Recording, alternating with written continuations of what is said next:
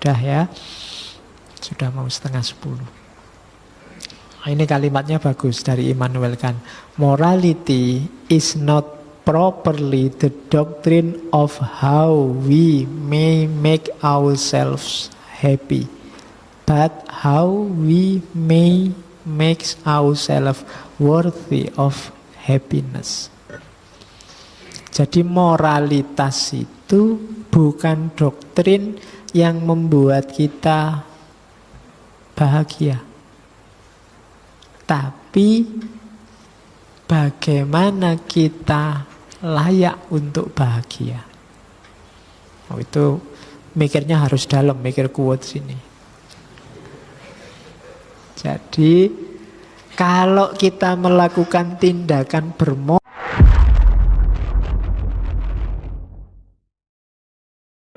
istilah dalam filsafat terkenal sekali ya. Meskipun kalian mungkin ya tidak kenal. Sumum, kamu ngertinya kan bukan sumum bonum, sumum bukmun umyun. Iya. Fahum layak kilun. Oke, kalau dalam filsafat moral yang dimulai Socrates dan kawan-kawan itu ada istilah summum bonum. Summum bonum itu kebajikan tertinggi. Kalau di Socrates kan ketemunya pengetahuan. Nanti di Aristoteles ketemunya kebahagiaan. Oke, kalau katanya Immanuel Kant, bukan kebahagiaan saja summum bonum itu. Summum bonum itu kebahagiaan dan kebajikan. Imperatif kategoris tadi, karena dia bukan teleologis. Tidak, kebahagiaan itu boleh jadi tujuan. Jadi kalau di Immanuel kan gini loh, kalau kamu baik menjalankan kewajiban moral, kamu akan bahagia, pasti. Tapi bahagia jangan dijadikan tujuan. Kalau kamu belum bahagia, Pak, saya sudah bermoral sekali kok belum bahagia, ada yang salah. Pasti karena ketika kamu melakukan perbuatan moral itu, kamu punya motif lain selain perbuatan itu sendiri. Karena motifmu tidak terpenuhi, terus kamu kecewa dan tidak jadi bahagia. Jadi rumusnya itu, Pak, saya itu sudah rajin, tekun, baik hati, tidak sombong, kok hidupku susah terus, Pak? Ada yang salah pasti. Harusnya kalau kamu sudah baik hati, tidak sombong, suka ngutangi, itu harusnya hidupmu damai. Kenapa kok enggak? Harusnya bahagia, kenapa kok enggak? Pasti ketika kamu tadi baik hati, tidak sombong, dan macam-macam tadi, ada motif lain. Yang motif itu enggak terpenuhi, terus kamu kecewa, jadi hidupmu sumpek. Saya sudah ngasih sedekah loh, Pak, harusnya kan kembali 700%. Nah, ini tidak kembali, tak tunggu-tunggu sudah berbulan-bulan. Ya salahmu dewe. Kalau ingin berbuat baik, tidak boleh ada motif balik. Kalau motif balik itu namanya dagang. Ya kan? Lu mau sedekah apa mau dagang? Kalau mau dagang, ya investasi ya. Ini saya bukan sedekah ya, investasi. Karena nanti untungnya 700%, lumayan. Kalau kamu ada orang sedekah begitu, ya nanti kalau sudah untung bagi-bagi ya Pak, keuntungannya lagi. Nah, kebaikan tertinggi itu ada dalam kebajikan, melakukan perbuatan moral tanpa pamrih, yang dari situ pasti lahir kebahagiaan. Itulah summum bonum. Itu maunya Immanuel Kant. Terus sudah ya, sudah mau 9:30. Ini kalimatnya bagus dari Immanuel Kant. Morality is not properly the doctrine of how we may make ourselves happy, but how we may make ourselves worthy of happiness. Jadi moralitas itu bukan doktrin yang membuat kita bahagia, tapi bagaimana kita layak untuk bahagia. Oh, itu mikirnya harus dalam, mikir quotes ini.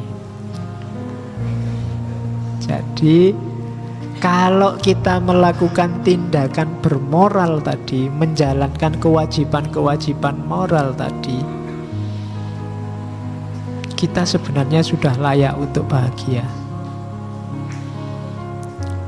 Kok kita belum bahagia? Ya kayak tadi, pasti ada yang salah dalam proses bermoral kita. Mungkin tidak diawali dari goodwill. Niatnya sejak awal, motifnya sudah keliru. Prosesnya juga bukan imperatif kategoris, tapi imperatif hipotetis.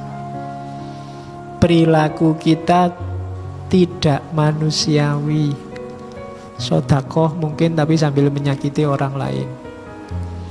Atau tidak universal. Itu hanya baik versimu. Sehingga kamu galau kalau ada orang lain beda denganmu, karena kebaikanmu ternyata tidak universal. Padahal kalau kita bermoral secara benar, pasti kita bahagia. Kalau tidak, cara bermoralnya yang keliru. Nah, itu nasihat dari Al-Mukarram Immanuel Kant. Terus, ini juga tentang moral. In law, a man is guilty when he violates the right of others. In ethics, he is guilty if he only think of doing so. Dari perspektif hukum, dalam hukum, seseorang itu salah kalau dia melanggar haknya orang lain. Tapi dalam etika, orang itu salah meskipun dia hanya berpikir untuk melanggar haknya orang lain. Oh, ini Islami sekali ini. Jadi kalian kan sering pakai kalimat adillah sejak dalam pikiran.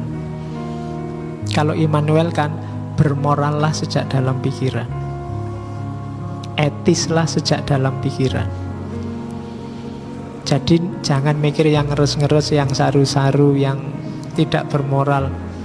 Jadi jangankan ganggu orang lain. Kalau sudah ganggu orang lain itu urusannya hukum. Tapi berniat ganggu orang lain itu urusannya moral. Ya kalau sudah ganggu beneran itu ya sudah pasti hakul yakin tidak bermoral. Tapi motif jelek pun mikir aja membayangkan dok, itu sudah masuk kategori tidak bermoral. Jadi kayak kamu puasa tapi sing di pikiran makanan terus makan, itu tidak etis sudah. Mikir mangan terus itu kan tidak etis. Meskipun secara hukum puasamu tidak batal, tapi poso kok yang mikir panganan terus, kayak bujangan yang mikir kawin terus. Loh yo, ya kalau mikir nikah enggak masalah, nek mikir kawin kan bahaya. Jadi etislah sejak dalam pikiran, karena ternyata kan tadi parameter moral itu dimulai sejak niat, sejak goodwill, keinginan baik. Kalau keinginannya di awal sudah jelek, motifnya sudah jelek, ya sudah, dia sudah salah secara moral. Apalagi direalisasikan yang jelek itu sudah nggak ada hubungannya sama moral, itu hubungannya sama hukum.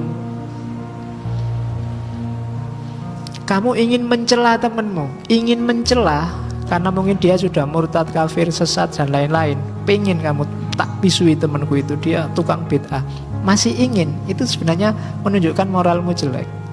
Begitu kamu misuh beneran, urusannya hukum, kamu bisa dilaporkan ke polisi.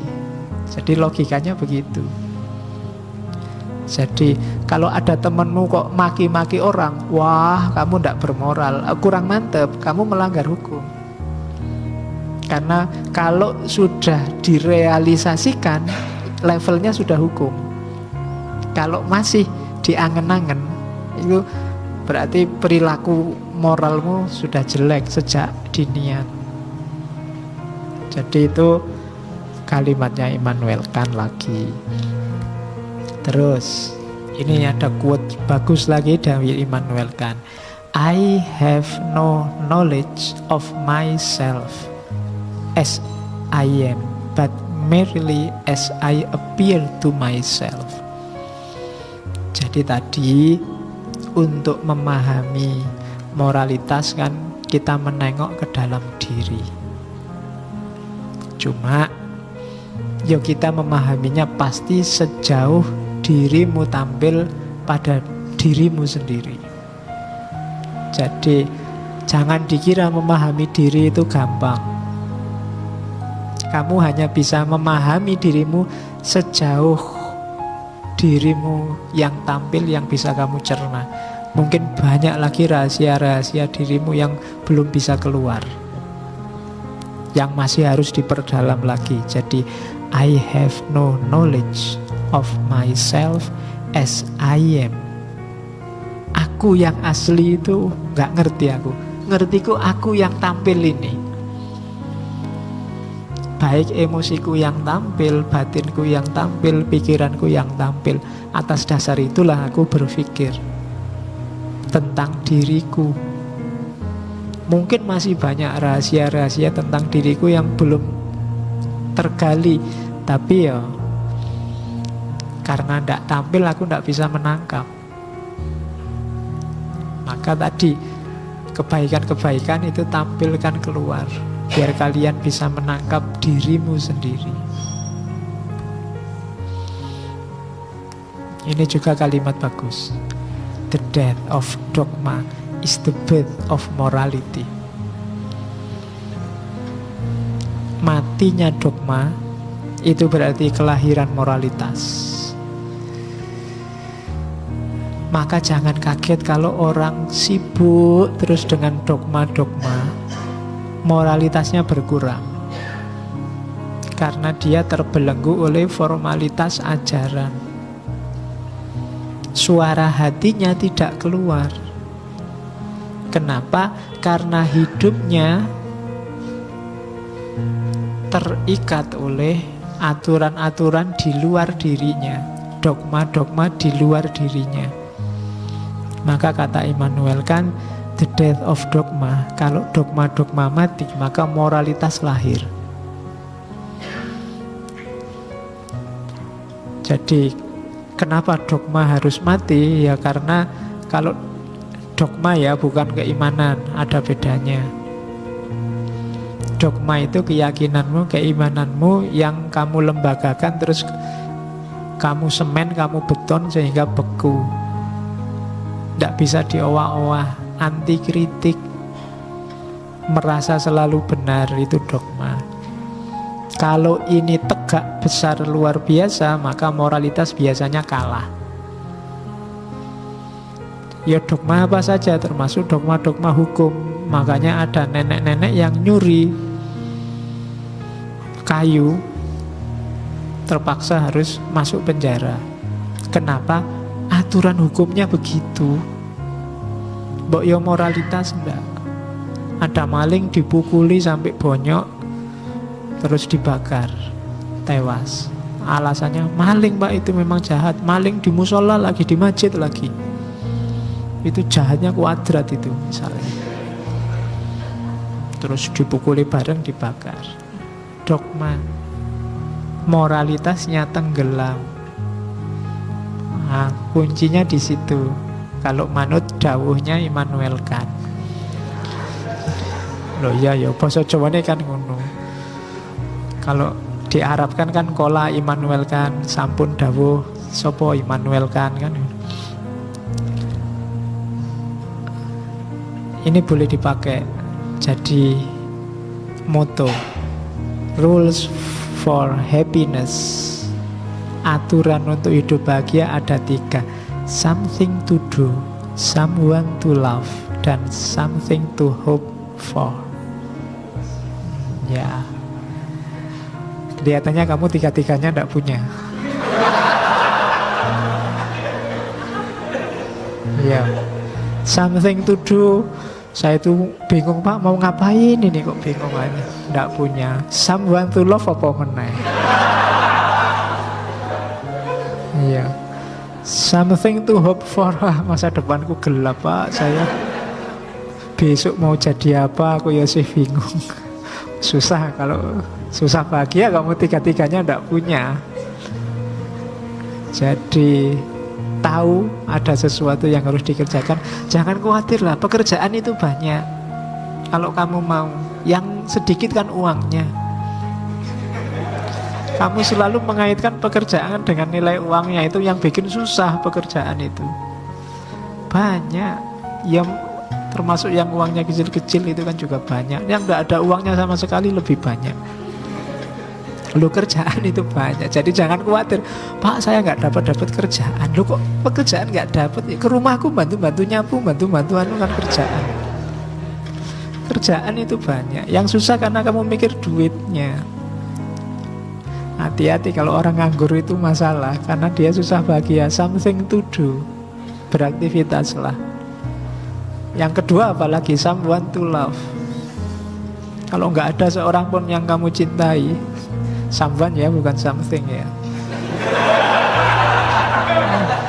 Ya, itu kalimatnya jelas loh Immanuel kan. Kamu nggak boleh alasan Pak, saya mencintai ilmu Pak. Anda iso someone itu bukan.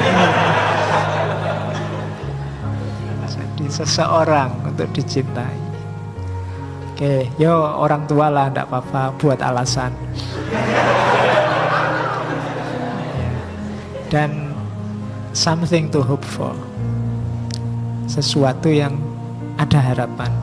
Jadi ada yang dikerjakan, ada yang dicintai dan penuh harapan, hidupmu mesti bahagia. Orang kaya sekalipun kalau dia merasa tidak punya harapan, saya mau ngapain lagi nih Pak, merasa sudah selesai sukses. Makanya banyak orang sukses terus bunuh diri, karena dia tidak ingin meraih apa-apa lagi, terus jenuh, nggak punya something to hope for, tidak punya harapan, tidak ada target.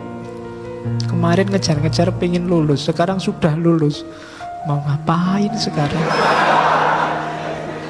Jadi lebih tidak bahagia lagi. Kemarin ada harapan, lulus ya tahun depan. Begitu lulus, ngapain lagi sekarang? Sudah hilang harapannya. Kemarin masih berharap lulus, sekarang berharap apa? Jadi ini rumusnya. Cuma yang tidak punya 3-3-nya ya nggak usah jadi moto, nyari moto yang lain. Moto-moto apalah gitu, mangan orang mangan kumpul, serapopo. Oke. Ini tentang filsafat. Science is organized knowledge, wisdom is organized life. Science itu organisasi, tata, kita menata, menertibkan pengetahuan kita, nanti lahir sains. Kalau kita menertibkan, menata hidup kita, itulah kebijaksanaan, itulah hikmah. Maka filsafat itu sebenarnya tujuannya membuat hidup kita tertib.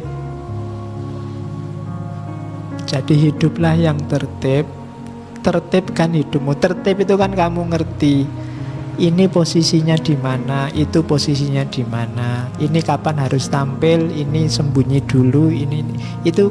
Kalau kamu ngerti rumus-rumus ini, kamu orang bijaksana. Kapan ngomong A, kapan ngomong B, kapan harus maju, kapan harus mundur, mengorganisasi hidup. Dan filosof itu yang dilakukan. Makanya setiap orang butuh filsafat kalau ingin menertibkan hidup. Organize life. Kalau science is organized knowledge, pengetahuan yang diorganisasi.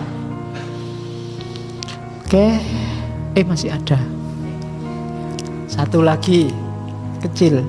Look closely, the beautiful may be small. Itu penjelasannya panjang tapi unik. Lihatlah lebih dekat. Yang indah-indah mungkin kecil. Jadi kamu tidak tahu karena selama ini kamu jauh. Ini karena saya sejak kemarin banyak yang tanya, ada ustadz yang marah-marah sama Uin itu. Iya. Iya. Ya mungkin karena beliau jauh. Ya, karena jauh terus muncul asumsi-asumsi, imajinasi-imajinasi dari fakta-fakta kecil yang dipilih. Maka jawabannya apa? Look closely. Coba ayo dekat. Lihatlah lebih dekat. The beautiful may be small. Yang indah-indah mungkin tidak kelihatan karena kecil.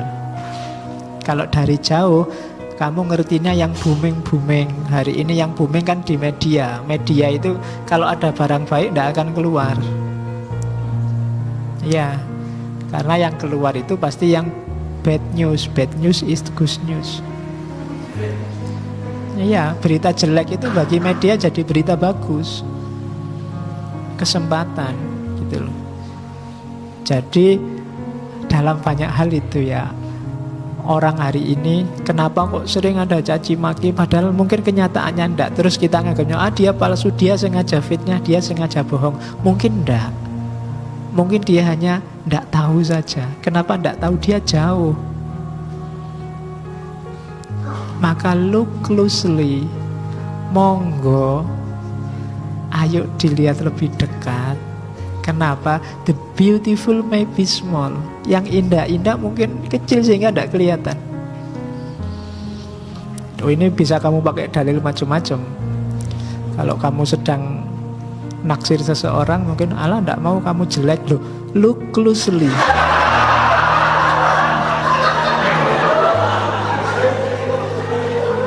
Jadi, iya. Coba kamu deket lagi. Coba dicarilah lagi, jangan-jangan masa ndak ada menariknya sama sekali kan gitu.